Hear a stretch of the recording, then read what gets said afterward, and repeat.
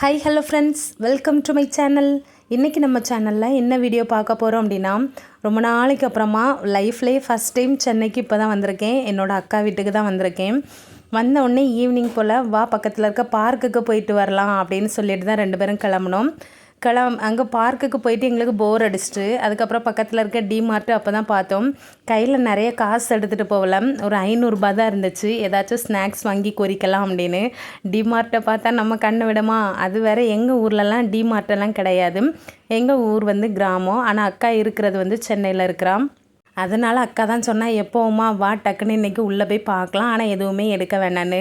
அது எப்படிங்க கடைக்குள்ளே போனால் நம்ம கண் எதையாச்சும் எடுக்காமல் வருமா அப்படின்னு சொல்லிட்டு உள்ளே போனோடனே ஏதாச்சும் யூஸ்ஃபுல்லாக எடுக்கணும் அப்படின்னு நினச்சிட்டு தான் சரி உள்ளே போயாச்சு. ஏதாச்சும் ரெண்டு பொருள் மட்டும் சிம்பிளாக ஒரு 200 வாங்கலாம் அப்படின்னு போனால் அது கடலா அப்படின்னு தெரில. அவ்வளோ திங்ஸ் வச்சுருந்தாங்க, எல்லாமே ரொம்ப ஆஃபர் ப்ரைஸில் இருந்து.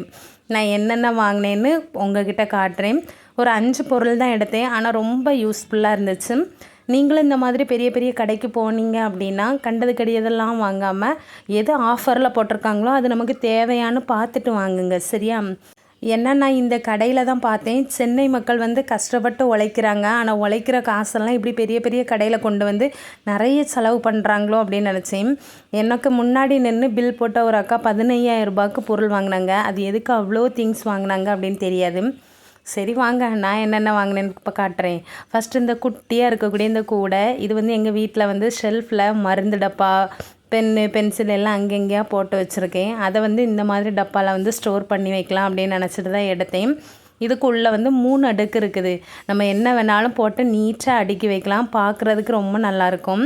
இதோட ஒரிஜினல் விலை பார்த்திங்கன்னா 275 போட்டிருக்கு. ஆனால் எனக்கு ஆஃபர் ப்ரைஸில் வந்து இது எவ்வளோக்கு கிடச்சிச்சு அப்படின்னா 150 கிடச்சிச்சு. ரொம்ப ஒர்த்தாக தான் இருந்துச்சு, செம்ம வெயிட்டாக வேறு இருந்துச்சு.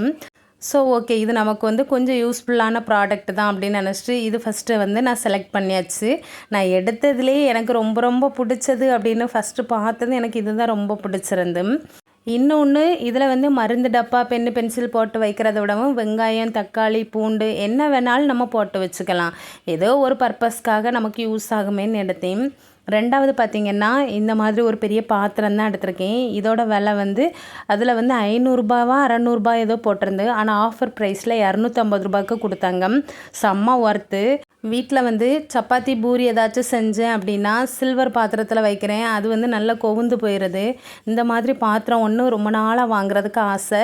இந்த மாதிரி பாத்திரமே எங்கள் வீட்டில் இல்லை, அதனால் இன்றைக்கி பார்த்ததுனால வாங்கிட்டேன். 250 இது லாபமா இல்லை நஷ்டமா அப்படிங்கிறத கமெண்ட் பண்ணுங்கள், ஓகேவா? ஏன்னா இது வந்து நான் பெரிய பெரிய பணக்காரவங்க வீட்டில் தான் இப்படி மாடல் பாத்திரம்லாம் பார்த்துருக்கேன். ஆனால் இந்த கடைக்கு போய் பார்த்ததுக்கப்புறம் தான் தெரியுது, பணக்காரவங்க இல்லைங்க, நம்ம கையில் காசு இருந்தாலே போதும்.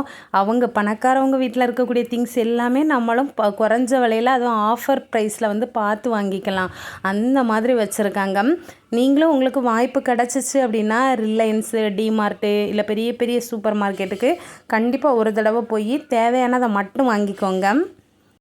அடுத்து பார்த்திங்கன்னா இந்த மாதிரி ஒரு பாட்டில், இது வந்து எதுக்கு அப்படின்னா இது வந்து தண்ணி பாட்டில் கிடையாது, எண்ணெய் ஊற்றி வைக்கிறதுக்கு. நான் எப்போவுமே வீட்டில் வந்து ஒரு பழைய தண்ணி குடிக்கிற பாட்டிலில் தான் எண்ணெய் ஊற்றி வச்சு சமைச்சிக்கிட்டு இருக்கேன் ரொம்ப நாள். அதை வந்து ஒரு சப்ஸ்கிரைபர் வந்து கமெண்ட்டில் போட்டிருந்தாங்க, ஆயில் டப்பாவாக மாற்றுங்கன்னு. அதுக்கு இன்றைக்கி தான் ஒரு விடிவு காலம் வந்திருக்கு. இது வந்து 120 என்னமோ ரேட்டு போட்டிருந்தாங்க, ஆனால் இதோட எனக்கு வந்து எவ்வளோ ப்ரைஸில் கிடச்சிச்சு அப்படின்னா 70 கிடச்சிச்சு.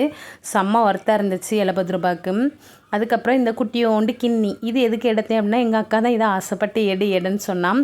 நம்ம வந்து வீட்டில் முட்டை வெட்டுறதுக்கு, வெங்காயம் வெட்டி வைக்கிறதுக்கு, மேக்ஸிமம் ஆம்லேட் போடுறதுக்கு இந்த முட்டையை அடித்து கலக்கிறதுக்காக இந்த பவுல் எடுத்தேன். செராமிக் பவுல் தான், சூப்பராக இருந்துச்சு, நல்லா வெயிட்டாக இருந்துச்சு. கடைசியாக பார்த்திங்கன்னா இந்த சின்ன பொரிக்காஞ்சாட்டி, இது வந்து எதுக்குன்னா எங்கள் வீட்டில் இது கிடையவே செய்யாது.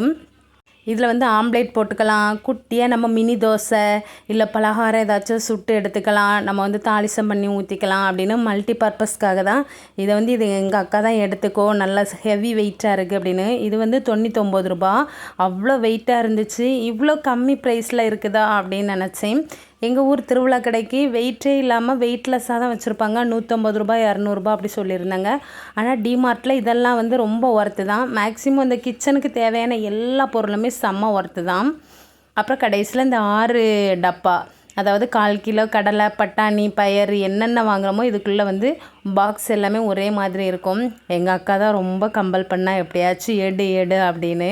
அதனால் அவள் ஆசைக்காக நான் எடுத்தேன். எடுத்ததுக்கப்புறம் எனக்கு ரொம்ப ரொம்ப பிடிச்சி போச்சு. இதோட விலை பார்த்திங்கன்னா 6 டப்பா சேர்த்து வந்து 85 ரூபா. ஒரிஜினல் விலை பார்த்திங்க அப்படின்னா 120 ரூபா போட்டிருந்தாங்க. நமக்கு ஒரு 40 ரூபா வந்து ஆஃபரில் இருந்துச்சு. ஆனால் குவாலிட்டி வைஸ் பார்த்திங்கன்னா செம்மையாக இருந்துச்சு. அதாவது டக்குன்னு வந்து உடையாது. இன்னொன்று நான் கிளாஸ் ஐட்டம் எதுவுமே எடுக்கலை. ஃபஸ்ட்டு வந்து எங்கள் அக்கா கண்ணாடியில் பாரு அப்படின்னு, நான் சென்னையிலேருந்து ஊருக்கு கொண்டு வரணும், அதனால் நிறைய பொருள் எடுக்க வேண்டாம் அப்படின்னு பிளான் பண்ணி தான் கடைக்குள்ளே போனேன்.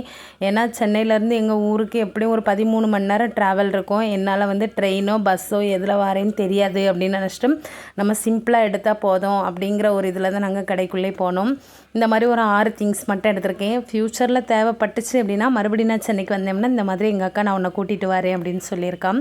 வீடியோவில் வந்து டான்ஸ் ஆடிட்டுருக்கான் பார்த்தீங்களா, இவன் வந்து எங்கள் அக்கா பையன். சித்தி எல்லாரையும் எனக்கு ஒரு ஹாய் சொல்லுங்கள் அப்படின்னு சொன்னால் எல்லோரும் அவனுக்கு ஒரு ஹாய் சொல்லிடுங்க. நாளைக்கு பார்க்கலாம். பாய்.